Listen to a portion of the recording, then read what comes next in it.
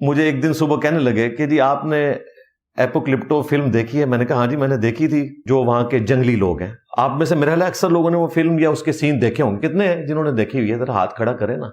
जेहलमी दज्जाल एक गंदगी का ढेर है और अपने मानने वालों को उसी गंदगी के ढेर पे बुलाता है, तरगीब देता है। इसका सबूत मैं आपको इसकी वीडियो से देता हूँ कि इसने अभी एक वीडियो बनाई है जिसमें एक फ़िल्म के फ़ज़ाइल बयान कर रहा है। और ऐसी फ़िल्म जो नंगी फ़िल्म है, सिर्फ़ मर्द की शर्मगाह ढकी हुई है और उसने टाइटल में भी दिया उस मर्द की तस्वीर दी है और औरतें तकरीबन आधी से ज़्यादा नंगी हैं। और कह रहा है कि उसका आखिरी जो है ना आपने सीन ज़रूर देखना है। और लोगों से पूछ रहा है कि आपने देखी हो फिल्म? और मैंने भी देखी हुई है। एक और सीन जिसको मैंने आज डिस्कस करना है स्टार्ट में, वो आखिरी सीन है उस फिल्म का, जो बहुत लोगों को समझ नहीं आया, बल्कि मेजॉरिटी को समझ नहीं आया, मुझे भी समझ नहीं था। मैंने फिर प्रोफेसर साहब से पूछा, मैंने बताया ये सीन, तो वो कहने लगे कि वो सीन ये है, वो मैं आपको बताता हूँ कि हीरो जो है वो एक एक करके सारे अपने दुश्मनों को खत्म कर देता है। एंड पे एक दो लोग बच जाते हैं और हीरो जो है वो अपनी वाइफ को लेता है और वो उस जंगल से वापस अपने कबीले की तरफ जाता है। बस कबीला तो खत्म हो चुका है, अब वो उस जगह पे वापस जा रहा है और वो समुद्र के किनारे खड़े। इतने में वही दो लोग जो उसका पीछा कर रहे होते हैं वो उसे पा लेते हैं, उसकी वाइफ और दो बच्चों के साथ। अब बड़ा अच्छा मौका था कि उसे पकड़ लेते हैं, जो इतनी देर से पकड़ा नहीं जा रहा था। लेकिन अचानक सामने समुद्र में बड़े बड़े बहरी जहाज नजर आते हैं जिन पे स्लीवें टंगी हुई होती हैं, बड़ी बड़ी स्लीव्स, और उनके ऊपर वो कपड़े, यानी वो क्रिश्चियंस जो उसमें ग्रेट ब्रिटेन आपको पता है ना मुख्तलिफ जजायर के ऊपर कब्जा कर रही थी और वो पादरियों को भी अपने साथ लेके जाते थे। इसी वजह से फिर क्रिश्चियनिटी ज्यादा फैली। पहले तो कॉन्स्टेंटाइन की वजह से फैली, उसके बाद इस तरीके से। जैसे ही वो बहरी जहाजों को देखते हैं ना तो वो हीरो भी वहीं हक्का बक्का रह जाता है और वो लोग भी। फिर उसके पीछा करने वाले जो लोग हैं वो अपना रास्ता ले लेते हैं, हीरो अपनी वाइफ और बच्चों के साथ वापस जंगल की तरफ चला जाता है और इस पे फिल्म खत्म हो जाती है। और किसी को समझ नहीं आता कि ये हुआ क्या। हुआ ये था कि वो बड़ी मुसीबत आ गई थी, ग्रेट ब्रिटेन आ गई, तो अब उनको आपस की दुश्मनी भूल गई कि हमने इसको मारना है या इसने हमें मारना है, क्योंकि बड़ी मुसीबत आ गई। तो अब फिरकों के ऊपर भी एक बड़ी मुसीबत मेरी शक्ल में नाजिल हुई है। ये आपस में एक दूसरे के खिलाफ बोलना ऑलमोस्ट छोड़ चुके हैं। ऑलमोस्ट एक दूसरे के खिलाफ बात करना छोड़ गए हैं, इसलिए हम कहते हैं जेहलमी दज्जाल। अब परसों जो इसकी वीडियो आई है उसमें इसने खुद दिखाया है कि डॉक्टर अशरफ आसिफ जलाली साहब जो है वो जवाद नकवी के ख़िलाफ़ बात कर रहे हैं और कह रहे हैं कि उन पर FIR होनी चाहिए। उसने सहाबा की गुस्ताखी की कि देखें जनाब अली नबी अलैहिस्सलाम के सहाबा जो है वो लोग भाग गए थे और ईरान में पेशवा शहीद भी हो गया, लोग भागे नहीं, मैदान ने छोड़ा।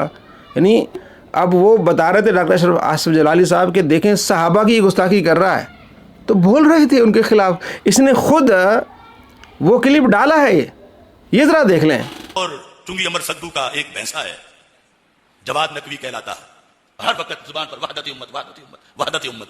अब इन दिनों में खामनाई के मरने पर उसने तौहीन रिसालत भी की, तौहीन सहाबा भी की, जंग ओहद के साथ मौजूदा जंग का तकाबुल करते हुए कि उधर तो क़यादत की वफात की खबर सिर्फ फैली थी तो सारे भाग गए थे माज़अल्लाह, और इधर क़यादत मर भी गई है तो कोई नहीं भागा।